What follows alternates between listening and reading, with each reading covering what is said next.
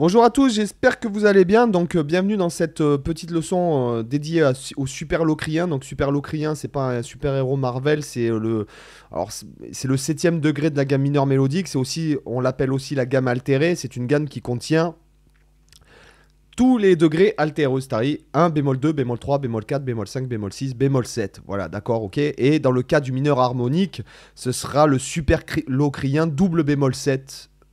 Voilà, oui, c'est ça. Donc ce sera 1, bémol 2, bémol 3, bémol 4, bémol 5, bémol 6, double bémol 7. Donc là, ce qui nous intéresse, c'est le super locrien qui est beaucoup utilisé dans le jazz, qui est beaucoup utilisé dans la fusion, et qui, dans même certains cas de chansons, etc., peut être utilisé pour créer une petite tension qui va résoudre, même s'il n'y a pas l'alcor altéré. Donc le PDF de la leçon, comme d'habitude, il est là-haut dans le Zunino Club, avec tous les PDF de toutes les vidéos gratuites. Vous avez aussi 2 heures de formation gratuite en vidéo. Vous avez les backing tracks, les PDF des backing tracks, les tables et tout. Il y a tout ce que vous voulez. Il y a les formations aussi pour ceux que ça intéresse. Et dans la description, il y a mes recommandations lecture.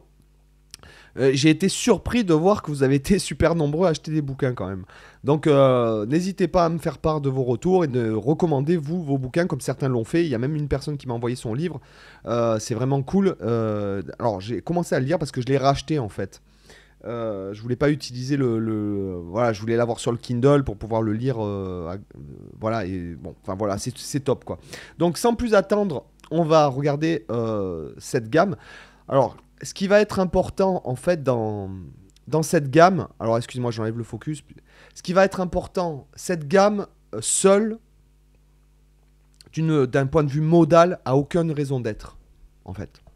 Le but de la vie de cette gamme, c'est de résoudre, de créer une tension et de résoudre sur un autre accord qui soit majeur ou mineur. Là, j'ai écrit en sol super locrien que vous soyez en do majeur ou en do mineur, d'accord, à la résolution. Il faudra viser le sol, d'accord, logique, c'est la quinte. Mais dans le cas du majeur, on pourra aussi viser, aussi le mi, par exemple. Ou alors. Et moi, c'est vrai que je aime bien l'utiliser. Excusez-moi, j'aime bien l'utiliser pour résoudre sur, par exemple, la 9e, sur un accord mineur.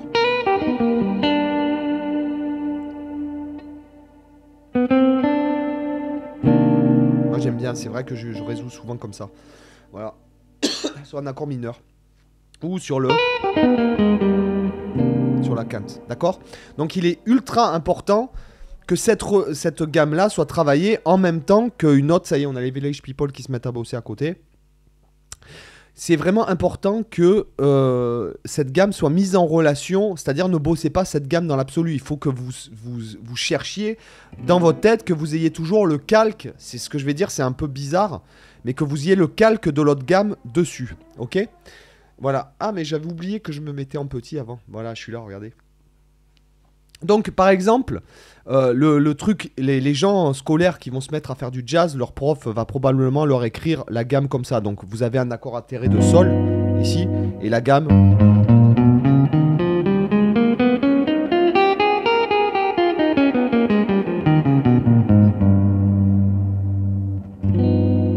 Et vous avez envie d'entendre ça derrière, par exemple, dans le cas de majeur. Hein. Donc,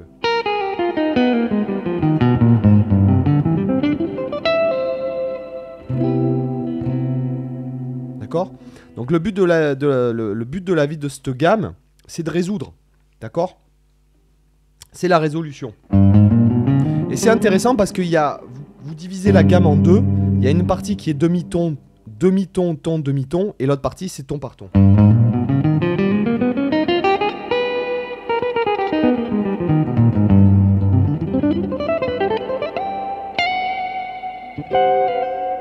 D'accord. Donc ça c'est le truc scolaire. Moi, personnellement, j'aime bien utiliser en fait le do dièse, enfin le ré bémol, excusez-moi.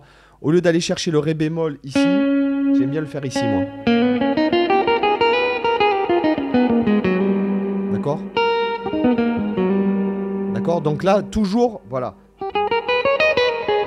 Vous voyez, je me débrouille toujours de trouver une façon de résoudre avec la gamme.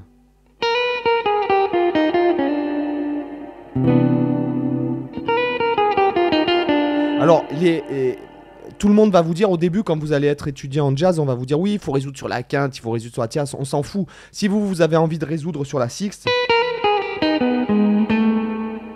alors là, ça sonnait pas terrible.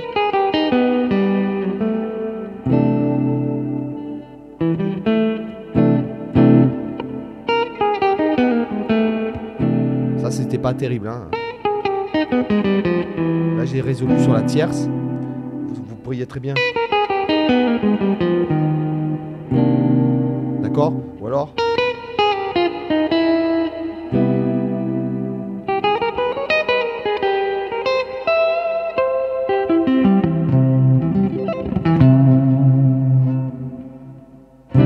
D'accord? Après, à vous de trouver la façon de résoudre. Et vous n'êtes pas obligé de coller ça. Vous pourriez très bien faire.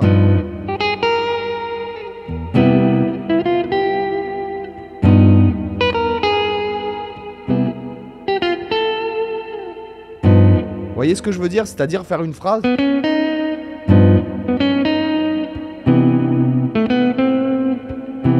D'accord?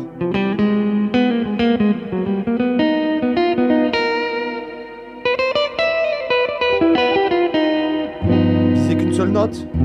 Par exemple, moi j'aime bien faire.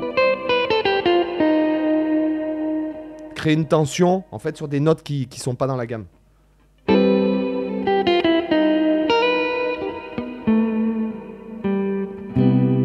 D'accord? Toujours très important de mettre en relation avec quelque chose qui va résoudre. Alors par exemple, là je vous ai écrit comment on pourrait la penser par rapport à l'octave. C'est-à-dire, toujours pareil. Par exemple là, vous voyez ce que j'ai fait? C'est-à-dire que...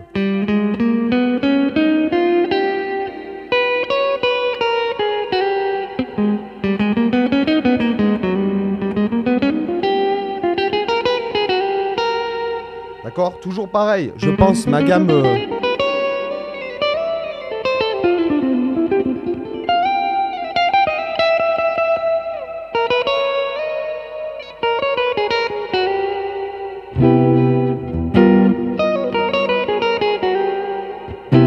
Vous voyez ce que je veux dire? C'est toujours mettre en relation avec la gamme qui doit aller après, en fait. Hein, ok? Et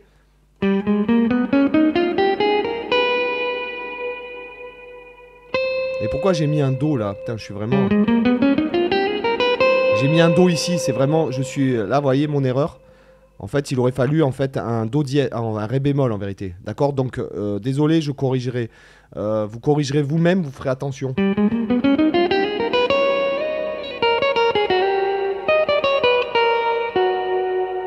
Qu'est-ce qu'on pourrait faire?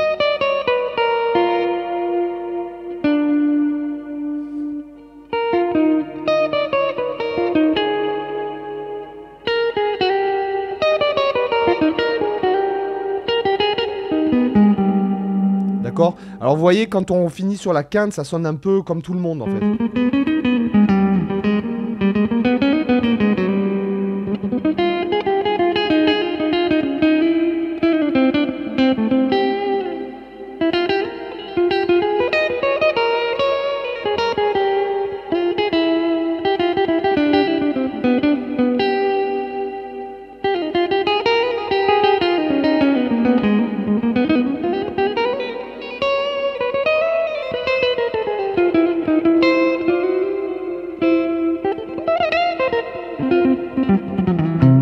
Excusez-moi, ma fin a été.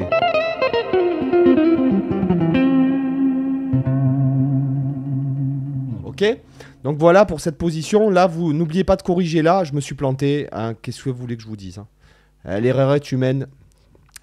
Donc après, ici, vous pouvez faire cette position à partir de Sol. Vous pouvez repérer cet accord. Par exemple, celui-là, Sol augmenté. Celui-là, on peut faire aussi celui-là. Il est moins employé. Celui-là aussi, possible. Il y a plein de... Il y a aussi celui-là, qui n'est pas trop connu. Moi, que j'aime bien utiliser. Pour créer une tension, regardez. Vous voyez? Hein, peut-être que je le ferai. Mais ça, pareil, ça, c'est des accords. Si vous jouez avec des jazzman purs, ils vont vous... vous allez vous faire scalper, voire peut-être même vous faire brûler vif. D'accord?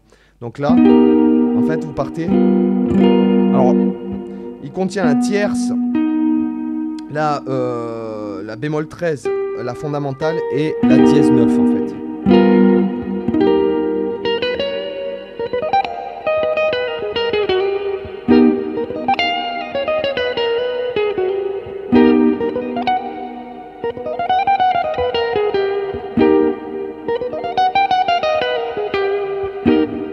D'accord, ok, pas mal celui-là. Donc là, la position de la gamme, ce sera...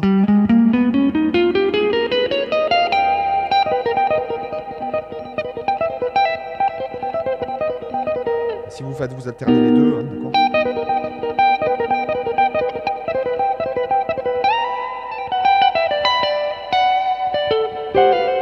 D'accord.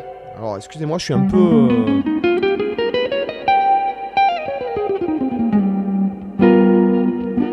D'accord. Et la dernière, The Last One, c'est sur l'accord à la Jimi Hendrix. D'accord. Bon, là, non. Là, le but de la vie de cet accord, c'est de faire... Ou alors... Ou alors...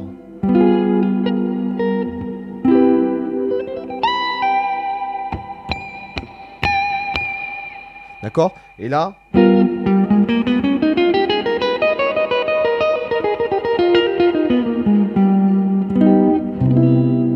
D'accord, là, en fait... Là...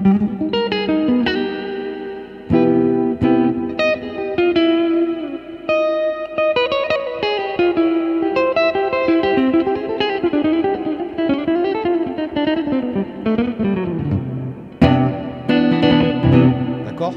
Donc voilà, par exemple, les quelques... Alors le but après, c'est plus du tout de... Là, je vous donne des astuces, parce qu'on pourrait travailler 3 notes par corde, etc. etc. Moi, personnellement, je me sers... je fais ça dans les... Bon, j'ai travaillé à une époque dans les 12 tonalités pour repérer mes plans. Ça, par exemple, ce plan-là. Ça, je l'ai piqué à Lee Morgan.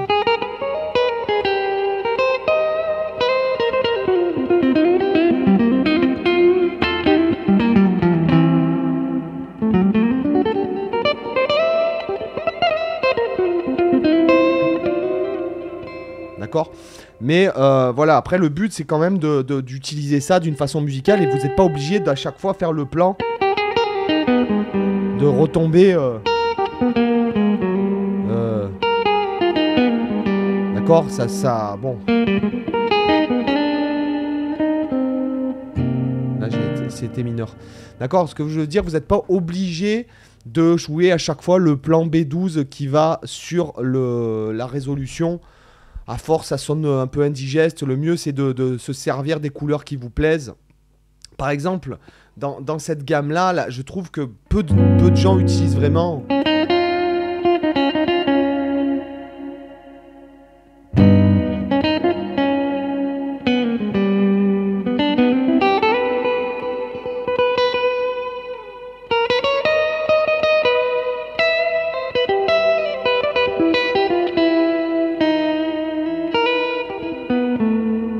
Ce que je veux dire, c'est qu'il est vraiment essayer de pas faire le plan B12 peut-être des fois, essayer de mettre plus lent, par exemple quand vous entraînez sur un backing track ou que vous entraînez avec le clic, essayez de donner de la valeur vraiment à ces notes-là, par exemple.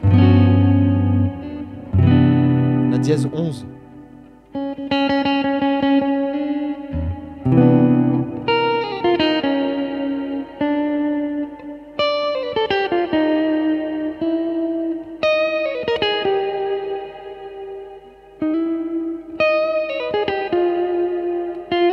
Là, je suis tombé sur la 7e mineure.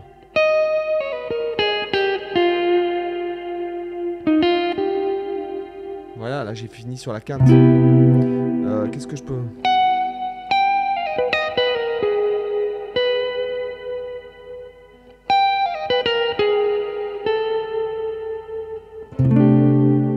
Voilà, il faut essayer de trouver des trucs pas forcément... Voilà, bon, quoique c'est bien aussi, il faut apprendre les plans protocoles, un peu ce que j'appelle, oui, les plans, oui, protocolaires, quoi, hein, entre guillemets, qui appartiennent vraiment au langage. Hein. C'est comme, si vous saviez pas dire en parlant français, je ne sais pas moi, j'ai faim, par exemple, ou il pleut, quoi. Voilà. Les gars, j'espère que ça vous a intéressé, comme d'habitude, le tablature est là-haut, oui, maintenant, vous savez qu'on inverse beaucoup le genre en fait du mot entre l'espagnol et le français. Et à force là, putain, j'ai parlé 2 heures avec ma voisine. J'ai le cerveau comme ça là, voilà. Allez les gars, je vous dis à plus, bye, ciao.